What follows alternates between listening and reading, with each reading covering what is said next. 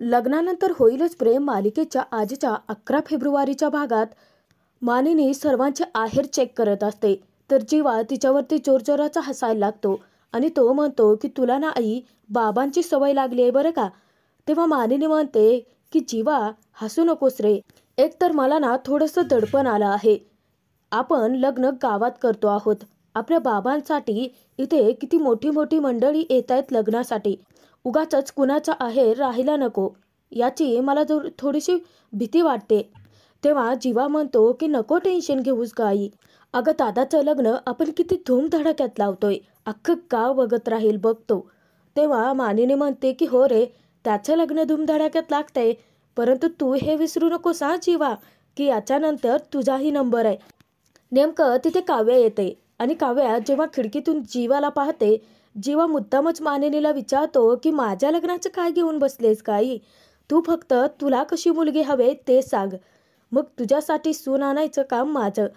तेव्हा काव्याकडे पाहता काव्याला असते, तर मानिनी म्हणते की तुझे एकूण पराक्रम पाहता तुला ना नंदिनीसारखी एखादी गोड मुलगी हवी. तेव्हा जीवा म्हणतो की नंदिनीसारखी? अगं नंदिनी तर गोडा मसाला आहे ग, माझ्यासाठी ना तिखट असा झणझणीत मसाला अशी कोणती तरी मुलगी सांग. तर मानिनी म्हणते की अरे, तुझ्यासाठी अशी मुलगी शोधूनही सापडणार नाही रे. तेव्हा जीवाचा हिरमोड होतो आणि जीवा म्हणतो की नाही नाही आई, मिळेल ना मिळेल, माझ्यासाठी अशी मुलगी नक्की मिळेल. इतक्यात मानिनीला एक महत्त्वाचं काम आठवतं.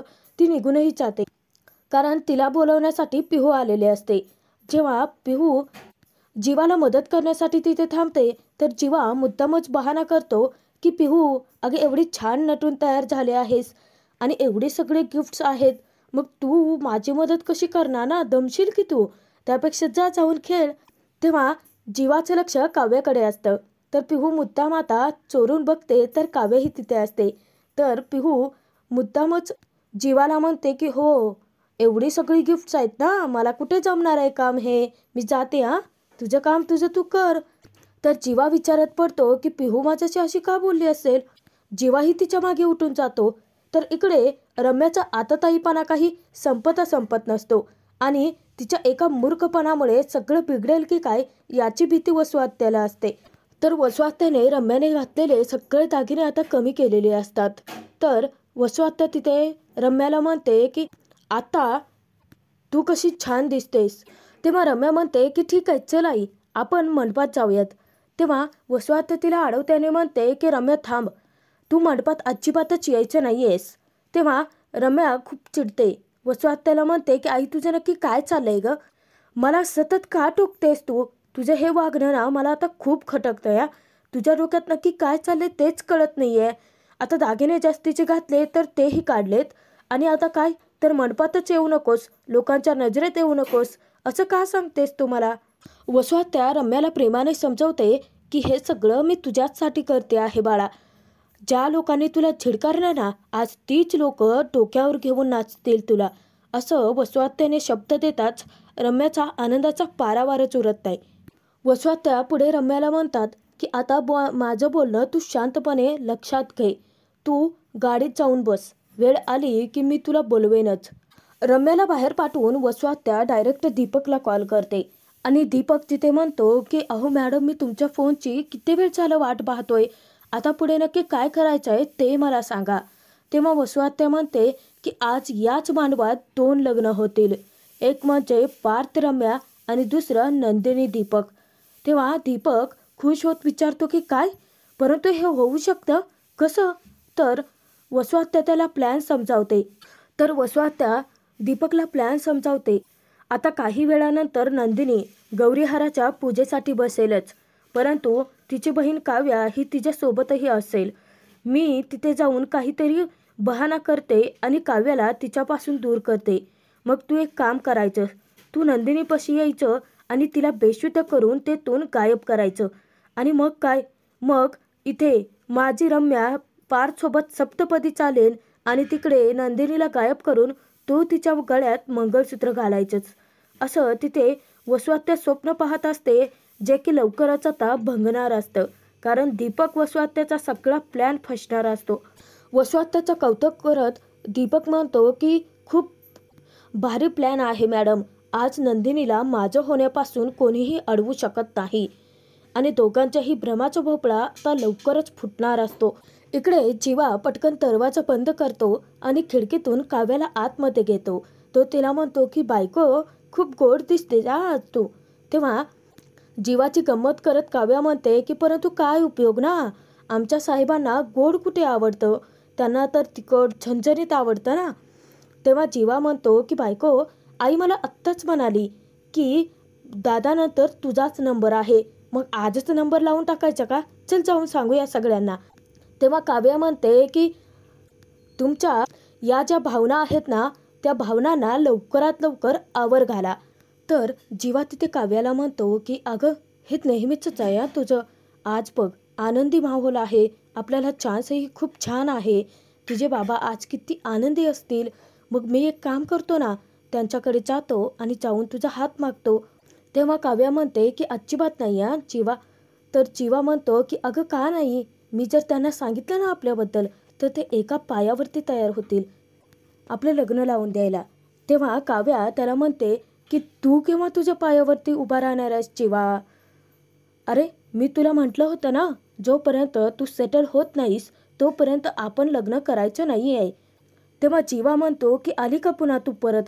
माझ्याकडे ना एक मस्त सॉलिड प्लॅन आहे. हे बघ तुला भीती वाटते का तुझ्या बाबांना आपल्याबद्दल सांगायची. मी ना सॉलिड आहे. हे बघ मी एक काम करतो. असं म्हणत जीवा तिथे काव्यासोबत एक मस्त अशी सेल्फी घेतो. तर तिथे आता काव्या सेल्फी द्यायला नकार देत असते, परंतु जीवा तिला कन्व्हिन्स करतो आणि तिच्यासोबत एक नाही तर 2 सेल्फी घेतो. तर तो म्हणतो की बायको किती गोड दिसतेत, एक तर स्माईल दे ना गं. तेव्हा काव्यही हसत जीवासोबत सेल्फी घेते. तर जीवाला ती विचारते की काय करतोयस. तेव्हा जीवा तिला सांगतो की ही सेल्फी आहे ना, मी तुझ्या बाबांना पाठवतोय, म्हणजे कळेल ना आपल्याबद्दल त्यांना. तेव्हा काव्य चिडते आणि जीवाच्या हातातला फोन हिसकावून घेत म्हणते की जीवा उगाचच असतं भलतंच काहीतरी करू नकोस तू. तर जीवा तिला म्हणतो की अगं सेव्ह तर नाही ना झाला. तेव्हा काव्या घाबरतच जेव्हा जीवाचा मोबाईल चेक करते तर जीवा तिच्यावरती जोरजोराचा हसायला लागतो. तर काव्या त्याला 2-3 चांगले रपाटे देते. तर जीवा तिथे काव्याची मस्करी करत म्हणतो की बायको अगं पाठवू देत ना फोटोज, शेवटी उद्या कळायचं ते आज कळेल ना. तेव्हा काव्या त्याला म्हणते की तुला नाही म्हटलेलं कळत नाही आहे का जीवा. तर जीवावरती चिडून आता काव्या तिथून निघून जाणार. तर जीवा तिला थांबवतो आणि तो तिला फ्लाइंग किस द्यायला जाणार. तर जीवाच्या समोर मुद्दाम काव्या हात आडवा लावते, तेही नेहमीप्रमाणे. तेव्हा काव्या तिच्या हाताचा जीवा किस घेतो. तर काव्याला जीवा म्हणतो की अरे फ्लाइंग किस क्रमांक 12,000 झाले, राऊंड फिगर झाले. तेव्हा काव्या म्हणते की हो का, छान छान हा. आणि ती जात असता जीवा तिला म्हणतो की अगं माझा फोन. तेव्हा जीवाला काव्या सांगते की आता तुला तुझा फोन मिळेल तेही लग्न लागल्यानंतरच. तेव्हा जीवा वैतकतो आणि म्हणतो की काय यार, फोन घेऊन गेली ही माझा. तर इकडे काही मुलं ही फुग्यासोबत खेळत असतात आणि नेमकं एक मुलगी चावून मेन स्विचलाच तिचा हात लागतो आणि तिला चोराचा करंट बसतो. ती छोटीशी मुलगी आता बेशुद्धच होते. तेव्हा तिची आई ओरडतच पळत येते तिच्याकडे आणि तिला उठवण्याचा प्रयत्न करते. तर जेव्हा तिथे त्यांच्या मदतीला धावून येतो. आता सगळेच जण गोळा झालेले असतात, सर्वच जण प्रचंड घाबरून गेलेले असतात. तर त्या छोट्या मुलीची आई तर खूपच रडायला लागते. तेव्हा जीवा त्यांना धीर देतो. तर मानिनी विचारते की इथे कुठे हॉस्पिटल आहे का. तेव्हा आजी सांगतात की तालुक्याच्या ठिकाणी आहे, आमच्या गावात नाही आहे.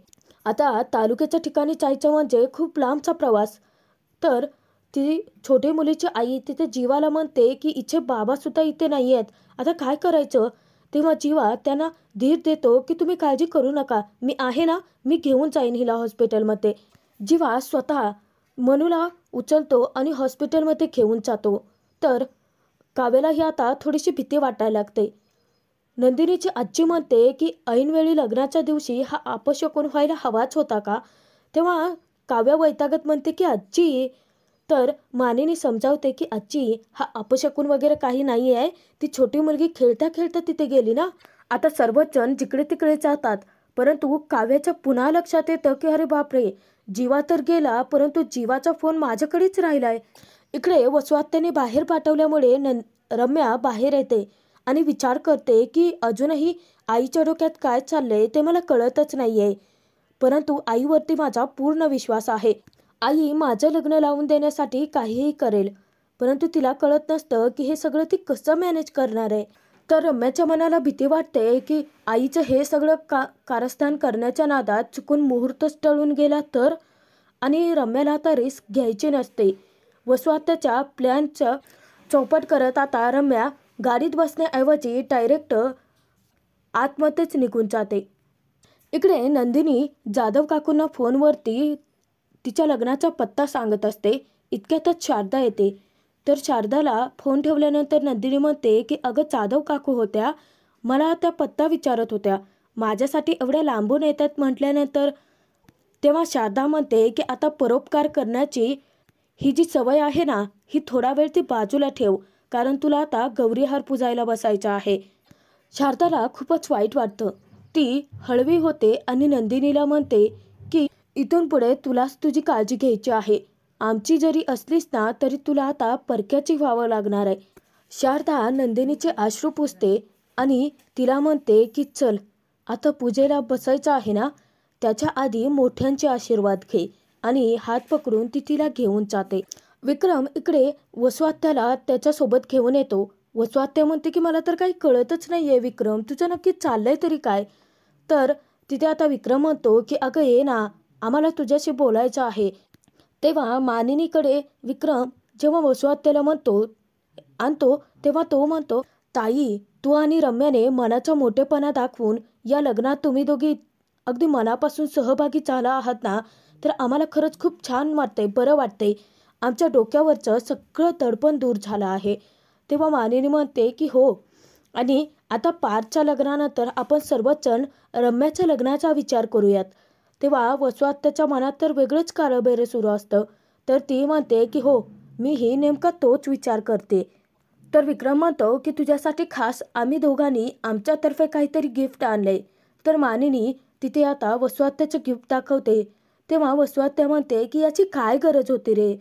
मानिनी म्हणते की आम्ही प्रेमाने आणले, आता आवडीने तुम्ही घ्यायचा या. बिचारे भोळे बाबळे विक्रम, मानिनी आणि त्यांच्या घरचे सगळ्यांनीच आता वसुआत्यावरती विश्वास ठेवलेला असतो. परंतु वसुआत्याच्या मनात चाललेलं काळबेरं त्यापासून तर ते गाफील असतात. तर विक्रम म्हणतो की असू देत का ताई. आणि मानिनी आता तो जो हार, ते जे गिफ्ट वसुआत्यासाठी आणलेलं असतं, तो हार तिच्या गळ्यात घालते. नेमकं तिथे रम्या येते. रम्या खिडकीतून डोकावून ते सगळं पाहते आणि रम्याला कळतच नसतं की वसुआत्याचं तिच्या आईचं नक्की चाललंय तरी काय. तर वसुआत्या म्हणते की तुम्ही एवढं मला छानसं गिफ्ट दिले, तर मीही तुम्हाला एक छानसं गिफ्ट देणार आहे बरं का. म्हणजे तुम्हाला नाही, परंतु तुमच्या सुनेला आशीर्वाद बनून. तेव्हा ते तिघे आता हसत असतात, खिदळत असतात, त्यांच्या गप्पा चालूच असतात. परंतु रम्याचा नुसता तिळपापड होतो. तर ते दृश्य पाहता रम्याला खूपच राग आलेला असतो. तिला वाटतं की तिची आई आता तिच्यासाठी काही करणारच नाहीये, ती फक्त तिला मूर्ख बनवण्याचा प्रयत्न करते की काय. परंतु रम्याच्या हाच गैरसमजुतीने ती मूर्खपणा करायचा तो करणारच असते. इतक्यातच नंदिनीला घेऊन शारदाही त्या खोलीत येते आणि तिच्या पाठोपाठ पार्थही आलेला असतो. जेव्हा नंदिनी पार्थ दोघेही खोलीत येतात तर दोघे एकमेकांच्या शेजारी उभे असतात. तर दोघे एकमेकांकडे एकटक पाहायला लागतात.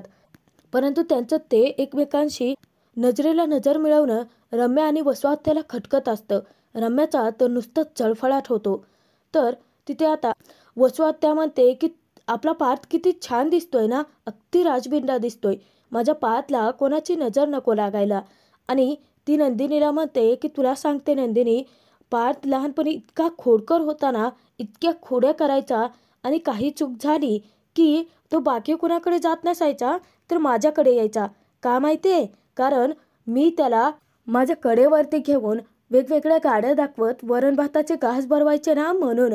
तेव्हा सर्वजण तिथे आता हसत असतात. परंतु त्यांच्या एकमेकांशी हसून खेळून गप्पा मारणं रम्याला खूपच राग येतो त्यांचा. वसुआत्या चेष्टेमध्ये म्हणते की आता माझी जबाबदारी संपली बरं का, आता तुम्ही दोघांनी एकमेकांना घास भरवायचेत. तेव्हा रम्याचा तर नुसता तिळपापड होत असतो. तिचा सगळ्यात जास्त राग अनावर होतो तो तिच्या आईवरती, वसुआत्यावरती. आमच्या पार्थला आम्ही लहानाचं मोठं केलं आहे नंदिनी, आता तू त्याला सुखी ठेवा, असं वसुआत्या म्हणते. तेव्हा नंदिनी पार्थ दोघेही एकत्र वसुआत्यांचे आशीर्वाद घेतात. चांगुलपणाचा आव्हानं ती ते दोघांना आशीर्वाद देते की खुश राहा, कायम एकमेकांच्या बरोबर राहा आणि हे लग्न निर्विघ्नपणेच पार पडू देत. आता वसुआत्याचे ते शब्द ऐकून विक्रम मानिनी शारदाला देखील खूपच छान वाटतं. रम्या आता रागाने पेटून उठलेली असते. तिचा सगळ्यात जास्त राग वसुआत्यावरती अनावर होतो आणि वसुआत्याचं बोलणं आठवत ती म्हणते की मला शहाणपणा शिकवतेस, मला हे कर ते कर म्हणतेस आणि इथे येऊन पार्थच्या आईबाबाकडून हार घेतेस. ज्या नंदिनीने माझं प्रेम हिसकावून घेतलं त्या नंदिनीला प्रेमाने तू आशीर्वाद देतेस. चावताळून उठलेली रम्या म्हणते की आता खड्ड्यात गेलं हे लग्न आणि ती तेथून निघूनच जाते. इतक्या दौलत मामा येतात आणि म्हणतात की अरे तुम्ही सगळे इथे काय करतायत, शारदे तुला धनंजय बोलावतायत आणि गुरुजी देखील आले, चला बरं. तेव्हा ते सगळेही बाकी मंडळी बाहेर जातात, परंतु तिथे असतात ते पार्थ नंदिनी. दोघेही एकमेकांच्या समोर ऑकवर्ड झालेले असतात. तर पार्थ नंदिनीला म्हणतो की तुम्ही खूप सुंदर दिसतायत. तेव्हा नंदिनी ही पार्थला म्हणते की तुम्ही खूप हँडसम दिसताय. आता दोघेही एकमेकांच्या समोर एकमेकांचे कौतुक करतात, परंतु एकमेकांच्या समोर खूप लाजतातही. तर पार्थ तिथे नंदिनीला म्हणतो की खरं तर माझ्याकडून आजपर्यंत तुम्हाला काही सांगायचं राहून गेलं असेल तर त्यासाठी माफ करा. म्हणजे मी रम्याबद्दल बोलतोय. ती गोष्ट मी तुम्हाला सर्वात आधी कळवायला हवी होती. तेव्हा नंदिनी म्हणते की अहो माफी मागायची गरजच नाहीये, कारण झालं गेलं मी केव्हाच विसरले. तेव्हा पार्थच्या मनालाही तितकंच बरं वाटतं. तर पार्थ नंदिनीला म्हणतो की हो, परंतु आपल्या दोघांच्याही मनात एकमेकांविषयी किंतु परंतुची भावना पुन्हा नको यायला. तेव्हा नंदिनी थोडीशी नर्वस होते आणि तिला दीपकचं ते वागणं आठवतं की त्याने प्रपोज केलं आणि नंदिनीने ते नाकारल्यानंतर तो अगदी चावताळून उठला होता आणि हे लग्न होऊच देणार नाही असं म्हणाला होता. तेव्हा नंदिनी विचारात पडते. पार्थ तिला भानावरती आणतो. तर पार्थ नंदिनीला विचारतो की काय झालं, आता थोड्या वेळाने नंदिनी पार्थ देशमुख होणार आहात हा विचार करताय का. तेव्हा नंदिनी म्हणते की नाही. तर मित्रांनो, आजचा हा भाग इथेच संपतोय. पुढील भागात आपण पाहूयात. मुहूर्ताची वेळ झालेली असते. गुरुजींनी आता नवरी मुलीला मांडवात आणायला सांगितलेलं असतं. तेव्हा शारदा काव्याला नंदिनीला घेऊन यायला सांगते. तर तोचपर्यंत इकडे वसुआत्याचा प्लॅन ती एक्झिक्यूट करते. ती दीपकला बोलावते आणि दीपक सुद्धा आता त्याच्या मित्राच्या सँडीच्या साह्याने नंदिनीकडे येतो. नंदिनीला बेशुद्ध करतो. त्या दोघांनीही आता मोठं कार्पेट आणलेलं असतं. त्यामध्ये नंदिनीला ते गुंडाळतात आणि दोघेही खांद्यावरती घेऊन तेथून जातात. नेमकं तिथे काव्य येते आणि त्या दोघांचीही चुकामुक होते. काव्या जेव्हा येते तेव्हा तिला मोठा धक्काच बसतो. ती विचार करते की ताई कुठे गेली असेल. काव्या इकडे तिकडे तिच्या ताईला नंदिनीला शोधायला लागते, परंतु नंदिनी आता कुठेही भेटत नाही. तर वसुआत्याने तिचा प्लॅन तर फत्ते केलाय, परंतु ऐनवेळी मांडवात पार्थसोबत काव्याला कसं लग्न करावं लागेल आणि जीवाचं लग्न नंदिनीशी कसं होईल ते पाहणं तितकंच मनोरंजन.